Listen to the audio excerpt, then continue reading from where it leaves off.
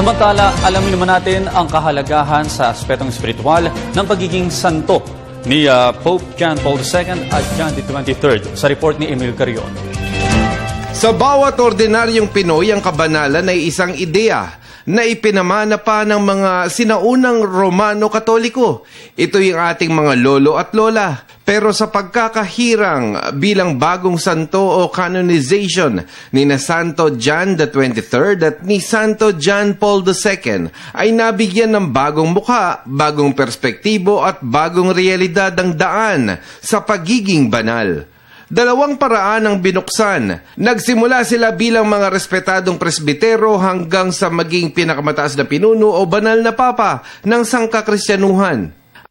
Manila Archbishop Luis Cardinal Tagle, bunsod ng dalawang bagong santo ang kabanalan ay nailapit na sa modernong mananampalataya at isa na itong realidad. Sa perspektibo ng buhay ni Santo John XXIII, ito ay ang pagbubukas ng oportunidad ng pagbabago. Matatandaang siya ang naglipat ng bagong pahina ng kasaysayan sa simbahan nang ipinatawag niya ang Second Vatican Council, isang pagbabago o renewal o adjournamento ng sinaunang simbahan sa napapanahon at dinamikong institusyon. Ibig sabihin, ang pagiging santo, kabanalan ay pwedeng yakapin ng makabagong tao, ng modernong Pinoy na umiinog sa makabagong mga gadgets, technology, pagiging teki o anumang itinuturing na napapanahon.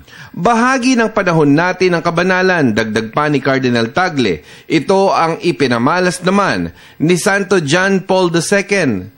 Kilala siya bilang JP2 sa mga kabataan at siya rin ay nagpalaganap ng World Youth Day. Sa ating bansa, naranasan ng 5 milyong mahigit na pilgrims na dumalo para sa isang religious event.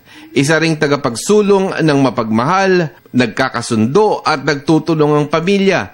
Ito'y nag-ugat sa kanyang karanasan ng pagiging orphan at namatayan ng kapatid mula sa gyera ng kanyang bansang Poland. Dalawang bagong santo, dalawang bagong modelo sa kasalukuyang simbahang Katoliko, dalawang patriarch o papa na sabay nagbasbas. Isang linya ng buhay ang tinahak ng dalawa, ang daan ng kaayusan hanggang sa marating ang kabanalan. Tila isang panawagan na dalawang beses din nating silipin ang pananaw sa dalawang muka ng serbisyo sa tao, serbisyo sa Diyos. Para sa Telebisyon ng Bayan, ako si Emil Carion.